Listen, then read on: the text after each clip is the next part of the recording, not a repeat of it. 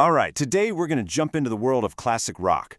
We're going to figure out what it actually is, how it was made, and, why this music from decades ago is still a really big deal. So, let's get into it. So you've definitely heard it, right?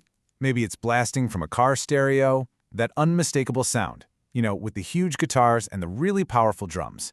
And it probably makes you think, why is anyone still listening to this stuff? Well, turns out there's a pretty amazing reason. You see, back in the mid-1960s, this wasn't just some new kind of music. It was way bigger than that. It was a full-on cultural revolution. It tapped into this feeling of rebellion and artistic freedom that just completely changed the rules for all popular music. So here's what we're going to cover. First, how this new sound was even born. Then, we'll look at the actual tools and the tech that made it happen.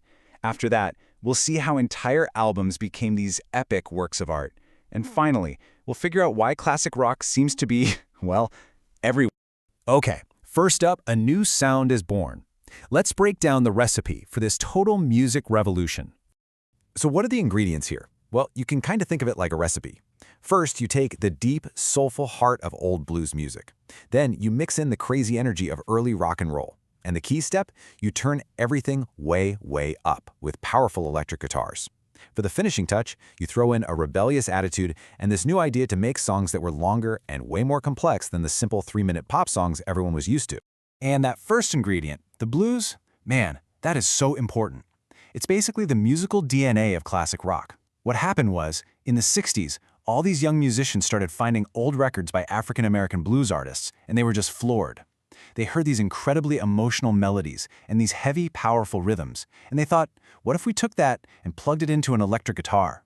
They amplified everything and turned it into something way louder, faster, and more intense. And that's a perfect lead-in to our next section, the rock and roll toolkit.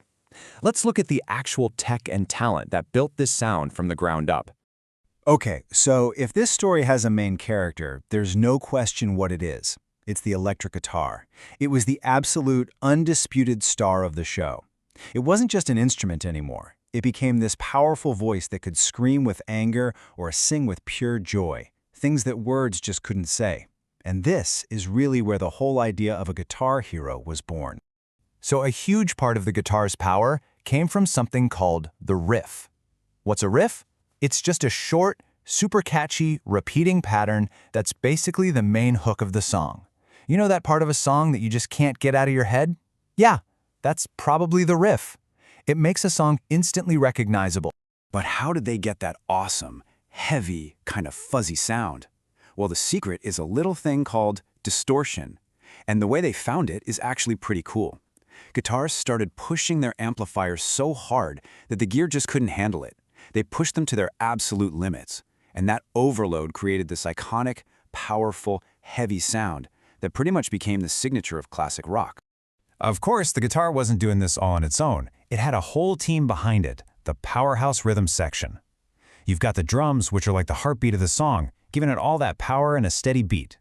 Then you have the bass, which works right alongside the drums to build this deep, solid foundation for everything else. And when you have that strong foundation, it creates the perfect space for the solo, that awesome moment where one musician, usually the guitarist, gets to just step out and show off their insane skills. And all this magic wasn't just happening live on stage. There was a huge revolution going on inside the recording studio. The key piece of tech here was something called multi-track recording. Basically, it let bands record each instrument at a different time, on a different track, and then layer them all together. This was a total game changer. It gave artists complete freedom to experiment and build these incredibly rich, detailed sounds that were just impossible before. All right, let's move on, because all this new freedom in the studio led to a really big shift in thinking. Which brings us to section 3. Albums became art. We're talking about a move away from just a bunch of random songs on a record to these epic, connected stories.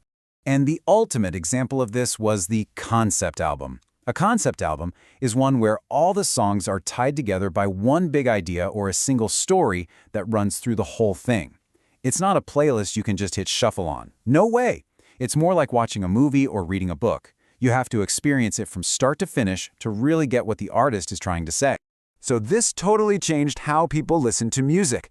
It wasn't passive anymore, it was an active experience. The rules were simple. 1, you start at track 1. 2, no skipping. Songs. You listen for how the story unfolds in the lyrics. And 4, you'd even stare at the album art, because a lot of the time, it had hidden clues about the story inside.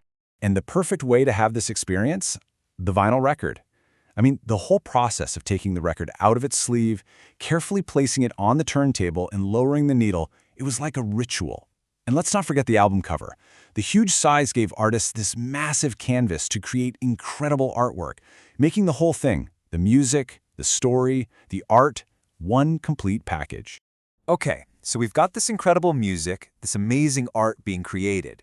But why does it last? Why are we still talking about it? That's what our final section is all about, connecting that history to today, from giant stadiums all the way to your headphones. Well, as these bands got bigger and bigger, the small clubs just couldn't contain them anymore. The crowds were enormous. So rock music had to move into huge sports arenas and stadiums. And this gave birth to a whole new thing called arena rock. We're talking massive sound systems, crazy light shows, even pyrotechnics, all designed to entertain tens of thousands of people at the same time. It was a spectacle. And the impact of this whole era, it's just staggering. Think about it. For more than 50 years, this music has been a constant part of our culture.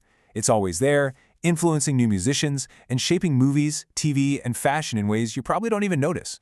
Seriously, once you start looking for it, you'll realize you hear it everywhere. That epic song in a movie soundtrack? Classic rock. The background music in a video game? Probably classic rock. That catchy guitar riff in a TV commercial? Yep. The giant anthems they play at sports games to get everybody pumped up? For sure. It's even in our closets. You see those classic band logos on t-shirts all the time. So what's the secret? Why does it have this incredible staying power? I think ultimately it's because the ideas at the heart of the music are just timeless. These big themes of freedom, of pushing back against the rules, of just pure raw creativity. Those things are universal.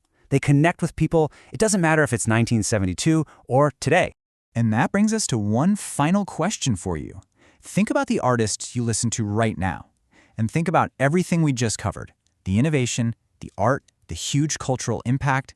Who, out of all the musicians today, do you think people will still be calling classic 50 years from now?